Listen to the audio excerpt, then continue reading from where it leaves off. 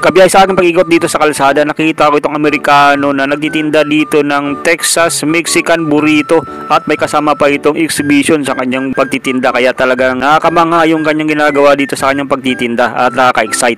Tara, pasadahan muna natin itong kanyang mga panindang burrito dito sa May Napico.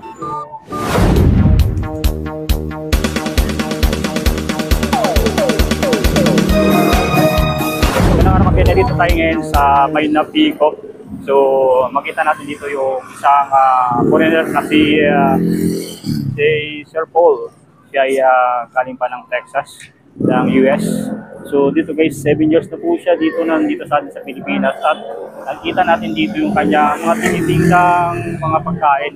Yung Texas Wego, yung pangalan ng kanyang binibenta dito. Ito ay ating tikman yung mga kanyang mga pagkain dito na kanyang binibenta dito sa kabalan dito guys, ditong Napico. So, at dito ay karating lang din ng kanyang assistance sa pagtitinda ng kanyang mga burrito, tacos at quesadilla. She's my assistant. She's my real assistant. She had a family death in the family, so not helping right now. Ito yung pangalan ng kanyang stall dito guys, Texas Chuck Wagon. So nagtitinda siya rito ng burrito, quesadilla at taco guys. At dito sa kanyang mga panindang burrito at quesadilla, may small size at large size. At kung wala ka namang dalang cash guys, pwede ka magbayad through GCash dito. At ito, napakadami dito guys yung nakapila. So pagdating natin dito, halos mga alas 4 pagbukas niya pa lang, napakadami ng tao dito yung pumipila guys. At pumipwesto siya dito sa kabanang Napico magmula alas 4 hanggang maubos itong kanyang mga panindang burrito. Time is 6 o'clock. 6 o'clock.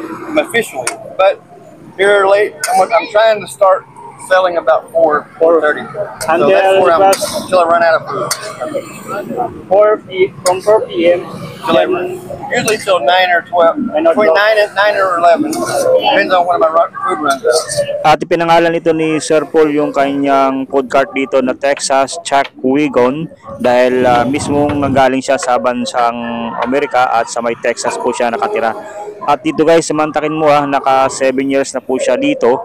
At yung kanyang pagtitinda dito ay halos 2 o 3 months na po siyang nagtitinda ng burrito, quesadilla at tacos na talagang pinipilahan dito sa May Napico. Halos araw-araw to guys na siya ay nagtitinda dito ng mga burrito, quesadilla at tacos.